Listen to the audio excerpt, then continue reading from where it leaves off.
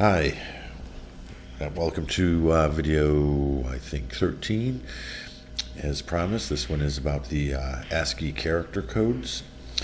And in the description, I'll provide a link to this website. It's a Microsoft website that has links to the two ASCII character codes. The first one are codes 0 through 127. Those are the standard. That's a standard character set.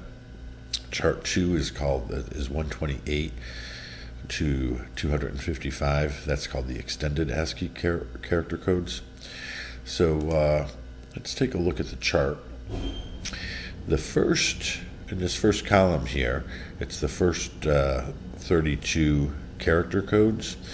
They don't actually produce a character on the screen. The first one, number 0, is what they call a null character. And there are some other ones, like there's the tab and carriage return. One of them rings a bell on the computer. It isn't until we hit character code 32, that's a space, so you don't actually see anything here. 33 is the exclamation point. Now every character that you can type into the keyboard or appears on the screen is on this list and has a number that it represents what that character is. Because we know computers can only work with binary numbers, these are the decimal and hexadecimal equivalents of those binary numbers. So to the computer, an exclamation point is 33. Now the computer has to keep track of, is this a 33 supposed to be an integer that we're adding, or is it a character that's going to be printed out on the screen? And as you can see, every number on here, or every character on here, has an equivalent different number. Oddly enough, the number 0 is actually 48. A capital A is a 65, a small a is a 97. So let's take a look at how this works inside the computer. Now, I'm not going to type this out because I tried it once and it took an incredibly long amount of time, so I'm just going to show it here, and you don't need to type this out except for just to practice along. And so I have in here our IO stream and string, which I don't even think we use string, but I had included it for some reason, using namespace std. And in our main function, I first have that we create a variable of type char. Char is short for character.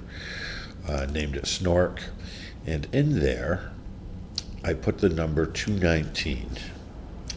Now, just like this, I believe it will cause an error. Yeah, because what it's thinking is that this is an integer, not a character. So we have to typecast it to type char, and now the compiler will recognize it as being a that it's supposed to be a character code rather than a number. I'm going to do this end line, just like that, end line,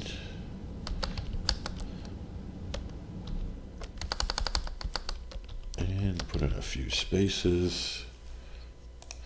All right, so it's going to do a couple of empty lines. It's going to put out a few spaces, and then it's going to put out whatever we have in variable snork. So let's run it now. And there it is. So 219 is representative of just a solid block of text. There's not an actual letter there. And that brings us to the extended character codes. But we'll get to that in a minute. Let's just put in a, I don't know, how about a 35? See what that does. So that's the pound symbol. So now what this looks like in memory to the computer every time you are inputting characters or outputting characters to the computer screen.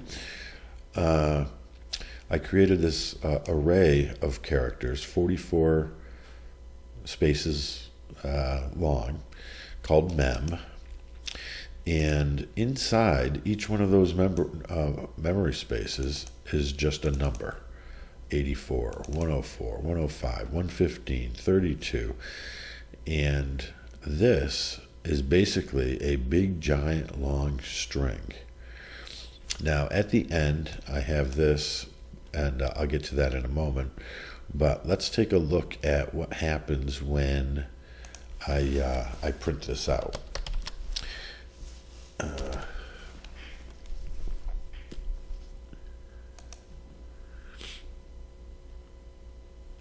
So instead of getting a whole bunch of numbers, we get the string. This is what it looks like to the computer.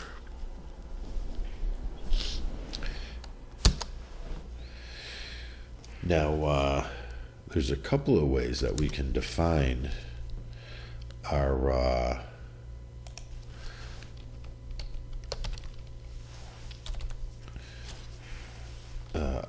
characters. Here we have an array of 8 called by, and when we're creating it, we can actually just fill it up by putting in actual real characters in between a single quote. One thing we have to bear in mind, like I had up at the end of this one, the /0, that's what they call the null terminator, or sometimes string terminator. But it's basically a null symbol that tells the computer this is where the string ends. Let's see if it happens here.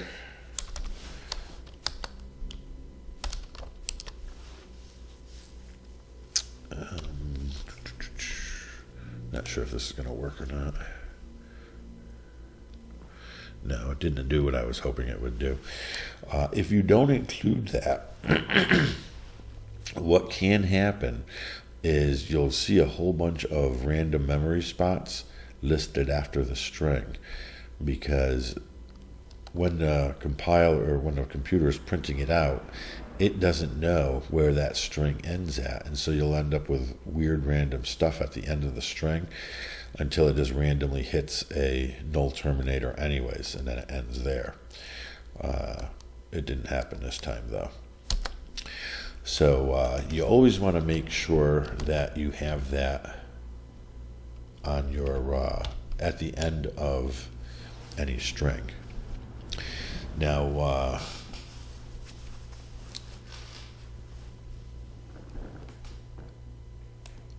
as I said, these are you're putting in single characters one at a time, and you have them in between single quotes. If you were to put them in with double quotes, like in here, I have an array 13 long. Oh, let me back up on this 1 second. Of course, having to include this null terminator means that you have to account for that in the array size. So even though if you add up these letters for goodbye, it's only 7 characters long, you have to make this 8 characters long to be able to cover that null terminator. Now you can also make a string, in this case called HW, and then just put it into double quotes. The compiler will automatically add the null terminator at the end of that. So double quotes, you get a null terminator. If you were to put this G in double quotes, look what happens. put the G in there. Nope. We got an error. Too many initializer values. Let's try this. We're gonna go and comment that part out.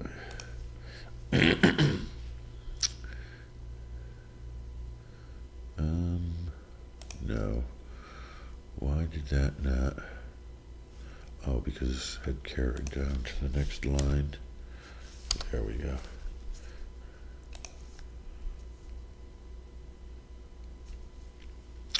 See here, it only printed out the G because it had that has the string terminator at the end of it. So it never prints out anything past that. Of course, I had it commented out anyway, so I guess it wouldn't have printed them.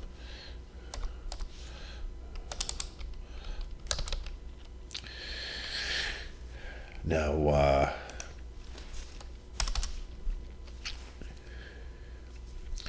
one thing that does happen when you're working with strings, you can create an array. Like here I have one called name that's 90 characters long. What that does is gives you 90 spaces. Now if you were to type in your name on the program, it puts the array in, or it puts whatever you type in, cn, puts in wherever you put your name into this array that's 90 characters long. When you go and print it out, you would expect to see your name, then a whole bunch of empty spaces, and then these dashes at the end. But the compiler also will automatically append the string terminator to that. So when you run it, it says enter your name,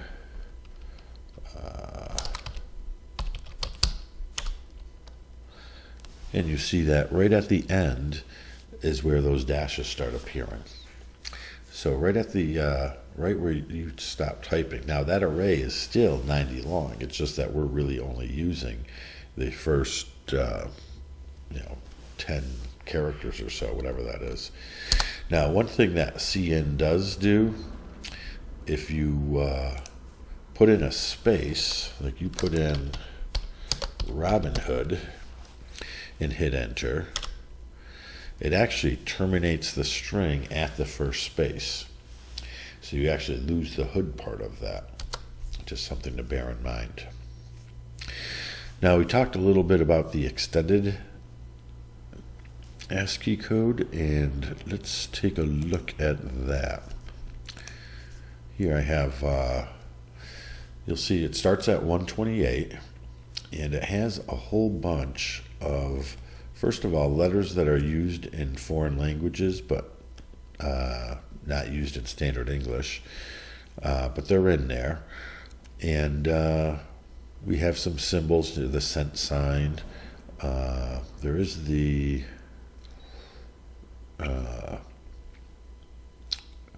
I believe, must be this one, 248 maybe. That is the like degrees sign. Now on these symbols, and now bear in mind these are only for the console window. You don't get all of these in newer systems, and I'll show you that in just a moment. But you'll see there's a whole bunch of little shapes here. Like here is a double line doing a lower left-hand corner. And up here there are other corners. So you can basically draw all kinds of shapes on the screen, and it does it for the single ones too. So what we used to do back in the days when all programming was done in a console window because it was DOS, we used to create a header file. And in this header file, you would make a bunch of define statements. What the define statement does is it defines a variable, in this case SUL, as number 218. So before your computer actually even starts to compile, these are defined as called a preprocessor command, almost like the include statement. So what it does is it goes through your whole program, and wherever it finds this variable SUL, it replaces it with 218. And it makes your code run a little bit faster because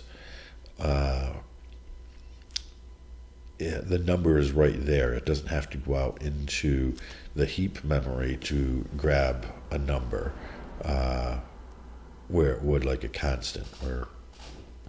So it also makes it a little bit more readable. Now, I made these very, very short, just these 3 letters, but back in the day I would have had this be something a little bit more readable, like single upper left corner, single upper right corner,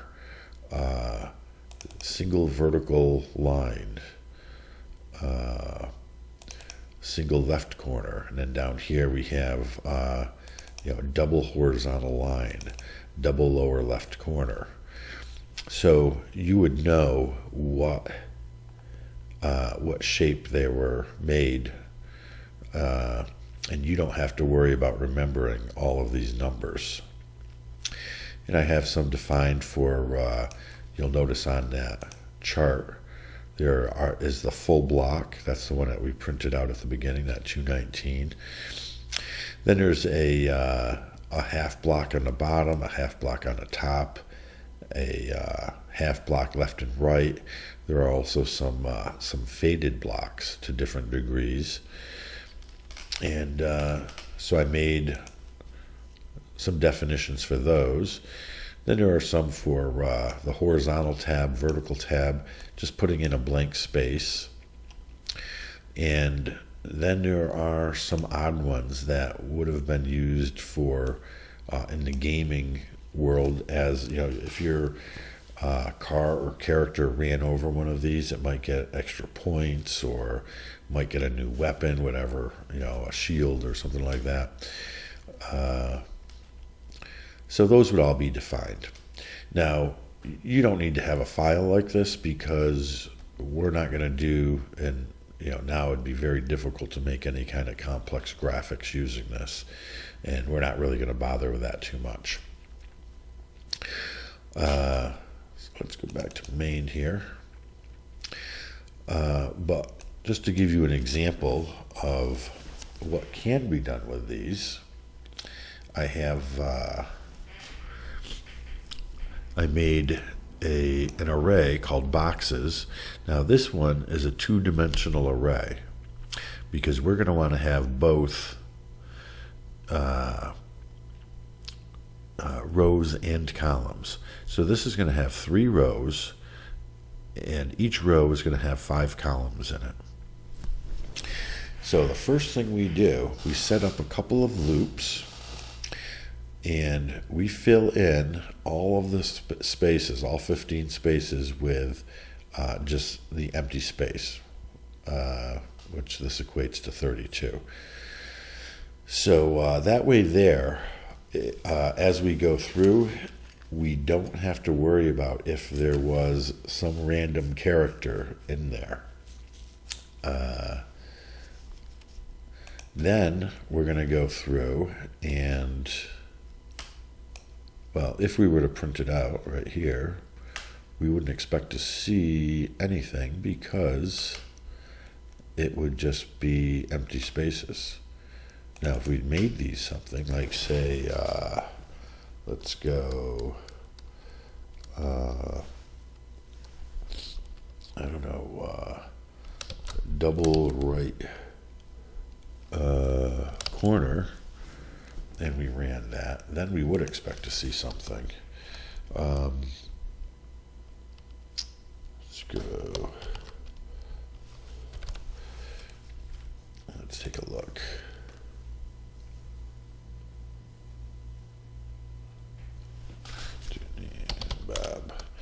Yeah, so right here we can see there's a whole bunch of upper right corners. There'll be 5 going across, and it's 3 rows down. But let's put that back to spaced. So it puts in spaces. And now in here, I go through and I individually tell each one to be a different type of characters. This is a double upper left, double horizontal, double top cut, double horizontal, double upper right. And it goes down, and then at the bottom, I use another double loop to print them all out. Now on my double loop, let's just take a look at it. You see how it says boxes IJ?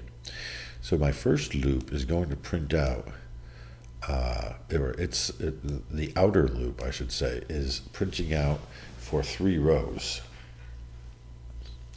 And it starts at 0 and goes up to 0, 1, and 2. Now at the end of each row, I need to do a carriage return. So I just print out an end line. Then in my inner loop, I print out boxes IJ. So basically, when I equals 0, it comes in, it prints out an empty line, and then it says, j equals 1 to 0 to 4. So, and I print out a character. And each time j increments, it's still going to be row 0, and j is going to go up, and it keeps printing it out. So it's printing them out one at a time. But then it ends up coming out, Bob, and it looks like this here. And there's a space inside where you could conceivably put in a character, but remember we filled it up with spaces, so each one of those, those are just spaces in there now. Now, one last thing I want to point out here is, like I said earlier in this video, these are just used for the console window, but they still exist in modern sets. What you have to do now to get rid of, to see them, is on your keyboard, you hold down the Alt key and then type in the extended character code, but start it with a 0. So you hold down Alt and you hit 0176. Then when you let go of the Alt, you will see, like right here, we have that's the degrees symbol. Another one I might use every now and then is Alt 0189. That's the half symbol. That's 0189. 0188, I think, is a quarter. 188. And 0190 is 3/4. Those are the only fractions I think that are on there. Now you can go, if you remember the ones that you use quite often, you'll just remember them. But if you need to find one and you don't know what it is, I keep around a little spreadsheet, and you'll see in the top corner, I started off, and the value in there is just 128. What I did was I said, add 1 to the number that's right above it, and then I just copied that down 128 spaces. Over here, I have a little function. It's to write the function, it's at char, and then just point it to that number there, close the parentheses, and it gives you the the extended character code. And then you get to see what each one of them are. Here's one for trademark, the cent symbol. I'm not sure what that is, foreign money. Copyright, degrees, the registered trademark. Here's one for squared or cubed. Micro, that's used in engineering quite a bit. The 3 fractions that we just talked about. Some more foreign characters. An X that looks more like an X symbol rather than the letter X. I think there's also here it is, a division symbol.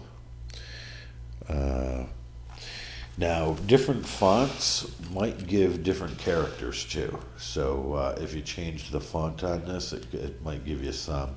If you download fonts off the internet, a lot of times they don't include any, or they'll just look like standard ones. But that's the way to access them. Alt plus a 4-digit number that represents what it is. So now for a little bit of homework, I'm going to, yes, you're getting homework on this one. We are going to comment this all out. I am going to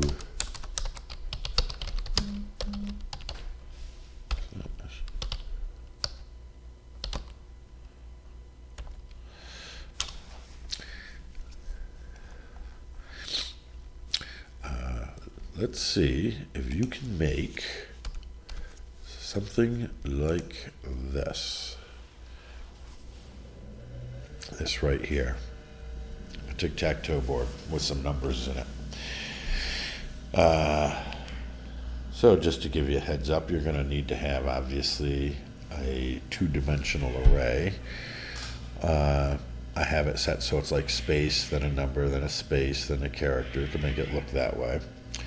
But try to come up with something like that, and in the next video I will go over how I did it. Alright, thanks for watching, and have a good day.